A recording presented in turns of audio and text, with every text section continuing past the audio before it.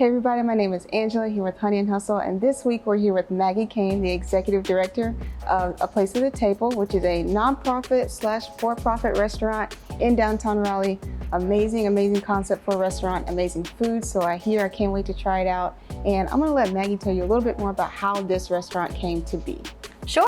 We are a Pay What You Can nonprofit restaurant in downtown Raleigh. We're located at 300 West Hargett Street, and we are a regular restaurant. You'd walk in and you'd see a regular restaurant. You would think you were at some sort of downtown cafe-like place.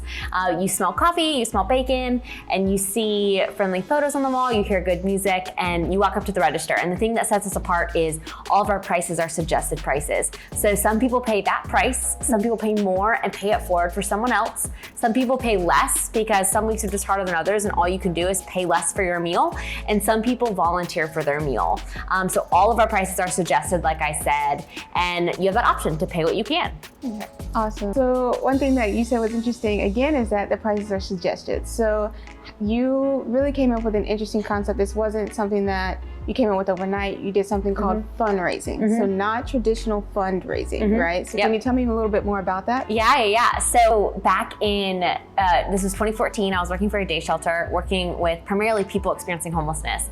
And I saw at this day shelter, I was just becoming friends with some awesome people.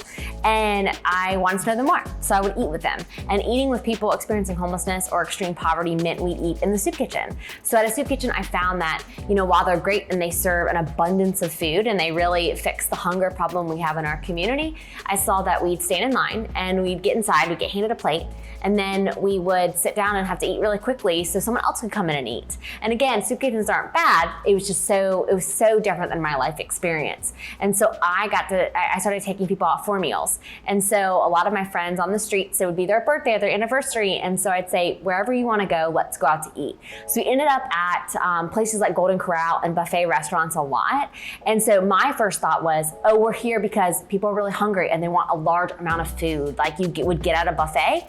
But that wasn't the case. I asked my friend John, we'd gone to Golden Corral 2 or 3 times. I said, why are we here, John? And he said, Maggie, because 2 reasons. Living in poverty means you get treated as invisible a lot. And here you've got multiple people who greet you, acknowledge you, say hello, and just, you have value here, you're seen. And the second being that you have choice. Living in poverty means you don't have much choice. People make every decision for you. And here I can choose if I want a waffle, if I want a salad, and I get to make that choice. And that was kind of a mic drop moment for me where I said, there's got to be something else we can do. So I started researching, found this Pay What You Can system, found that there were over, at the time, 60, now there are only 30 Pay What You Can cafes across the country, and said if other places can use this model, then Raleigh can too.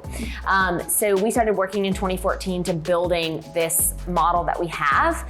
And so back to your original question about fundraising versus fundraising, it was, I knew that we couldn't ask for large amounts of money out the gate, right? Who was I? I had never started a restaurant before. I had never started a nonprofit before. Who was I, right?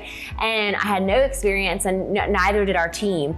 And so we decided that we would just start building the community. So from 2014 to end of 2017, we made friends. We did information sessions. We did pop-ups. We did tables at different fairs.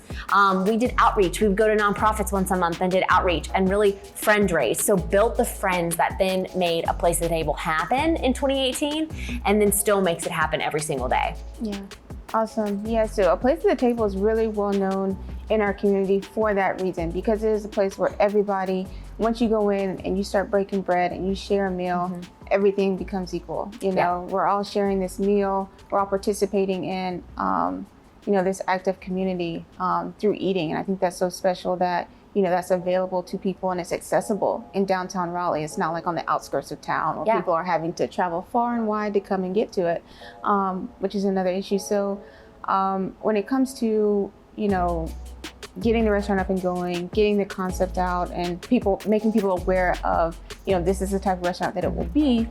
So what was your community response to that, and how have you kind of adapted and shifted to meet the needs of the community as you've gotten started with the restaurant? Sure, yeah. So we knew, back to your point, we knew we needed to be in downtown. We knew that this is where we were gonna find a mix of people who are living, playing, and working downtown, but also people who are living in low-income housing, who are taking public transportation, who are seeking social services, or again, working in downtown. So we knew that that is the place where we would meet the most people and really be this melting pot of different people, cultures, backgrounds, and be the place that everyone had accessibility to.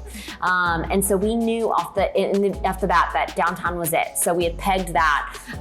And then we just started asking the community what they needed, right? So we did outreach once a month, and we would go to a different nonprofit and serve a meal and ask, what do you want to see? What do you want this cafe to be? Do you actually want a pay what you can cafe? What kind of food do you want? And so we learned from different folks in the community that may need a meal eventually. We also worked with different restaurant owners. We worked with lawyers, accountants, all these different people, and heard what they wanted and needed too. And A Place at Table is a true community movement because we pulled in voices from so many different people and listened, and then built what we have. So, a restaurant owner said, you should do this. So then we ended up doing that. A lawyer said, you should do this, and we ended up doing that. And so we just kind of evolved slowly but surely. We also got on social media, which was huge for us. And so no one ever said this was a terrible idea. No one said, Maggie, you shouldn't do this, that this is not ever gonna work. Everyone says this is a great idea. Right? So people followed the journey. So day one, 2014, we posted a picture. I got to go back and look at what that picture was. Posted a picture, and we had no idea what we were getting ourselves into, but people followed. And then little by little, we got more and more followers. Just like events, we started hosting pop-up events and learning from our target audience and from all audiences. We popped up, our first pop-up event had 50 people, and I think they were like my mom and my best friends, right? And then the next one had 100, and the next one had 150. By the end of it, we did 12 of them. The last one had 400 people come, and people could come, they'd sit down, they'd eat, they'd break bread like you said, and then pay what they could for their meal. And there was this diverse, cool group of people. We have a picture on our wall with Kristen Cooper, the governor's wife, sitting across from a guy I know who sleeps under a bridge, a girl I go to the gym with, a woman who lives in low-income housing with her kids, all these people sitting together, sharing a meal, and then paying what they could. So little by little, people were intrigued and followed along. And then in 2018, or into 2017, we were offered a space. And when we finally were about to open, we called on all those people and said, we're ready, we need your help. They all helped us to open our doors in 2018, and they came and they dined with us and they told us what they liked and what they didn't like, and we changed things. And so we've just always been this big community movement that evolves to what the community needs at the time. Yeah. Oh man, that's awesome. Did that answer your question? It did. Okay. It did. Yeah, you touched on so many great things in there. One of which is user-generated content from your target audience. So a target audience for you is very, very broad because it's, all socioeconomic classes, all, diverse backgrounds, diverse, industry people, all those types of things, even diverse walks of life, you know, because a lot of people here in Raleigh are not from Raleigh. I'm not from Durham, Raleigh.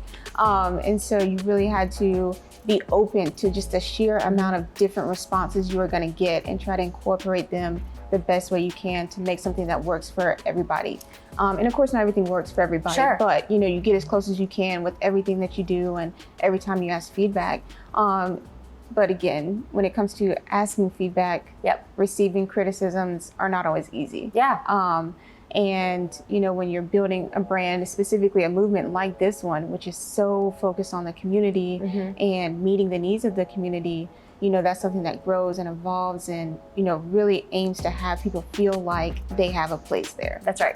A place. Thank you for saying that. That's my goal. So thank you for saying that. I want everyone to feel like they have a place and they can participate in this community movement, like you said.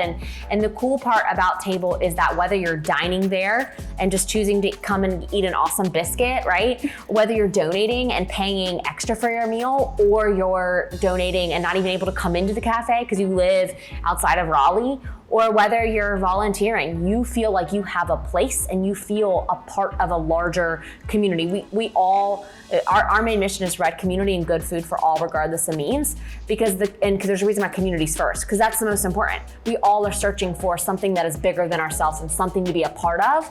And at a place at the table, everyone really feels like they can be.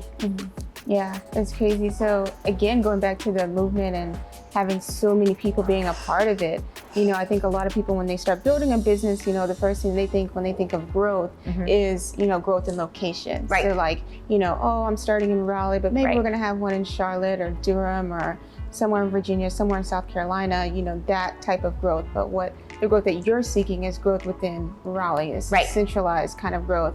And a growth within people that are just passing through if they want to have a unique dining experience that really gives them a feel of Raleigh and the community of people that are here. So if you were to give somebody advice right now that's looking to grow and really just meet the needs of their community, because everybody's a local business owner at some point, no matter how big you get. What advice would you give to someone who is maybe dealing with a lot of criticism, but really just wants to do what's best for the community with their idea? Absolutely. Multiple things. The list is long, so anyone can call me. But truly, I think first it's listen to what the community needs. The one piece of advice I got that really changed the whole way. I'd worked in nonprofits for years, but the one piece of advice was, well, what does your target audience think? What do members in your community actually want, and what do they actually need, right? Do you have members who are living in low income housing or who are food insecure? Are they a part of this conversation, right? So I think the first would be to listen and hear what the community needs, all members of the community and or who your target audience is, and seek input always, right? A second being, bring people in on your team. People ask me all the time, how did you become an entrepreneur? And I always say, I don't think I am an entrepreneur. And if I am, entrepreneurship, and I actually believe this, to be honest, entrepreneurship is multiple people doing it together. You need people. So bring people on your team with different skill sets that you don't have. I don't know accounting. I don't know legal documents. I barely knew restaurants, but I brought all those people to come and add their perspectives and their points to this conversation. And it changed everything, because we're not supposed to be good at everything. We're supposed to work together to make it happen. I really believe strongly that good things happen when communities of people and different people come together to make it happen. So I think two things really truly is, one, listen to what your community needs, and two, bring people alongside with you and don't be afraid to ask for help, because they want to help. You just got to include them in the conversation. Yeah, absolutely. Couldn't agree more. And I appreciate you for sharing that with people, because I really hope that people get something out of that. If they don't get anything else, is that, wherever you are is exactly where you need to be to grow whatever you want your business is. You just have to really be of the mindset that, this is for the community and this is how I'm going to approach this, rather than this is my idea, even if I'm hearing that people don't like it. Because you're not going to be successful if you're not actively working to meet the people that you serve.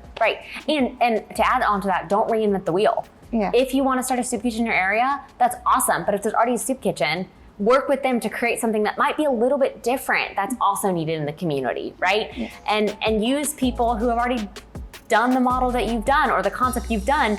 Talk to them and ask how they did it and use their documents. Like, we're all just trying to do good here. We don't. It's okay.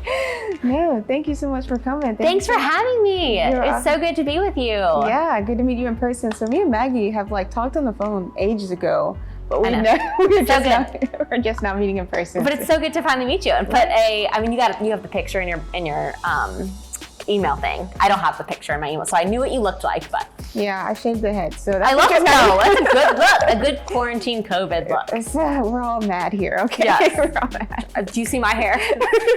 This is the wake up at 6 and shower and go look. This is the quarantine times we're in, people, so. That's right. Stay safe, stay sane, like this video if you liked it, subscribe to the channel if you haven't already, and we'll see you guys in the next video.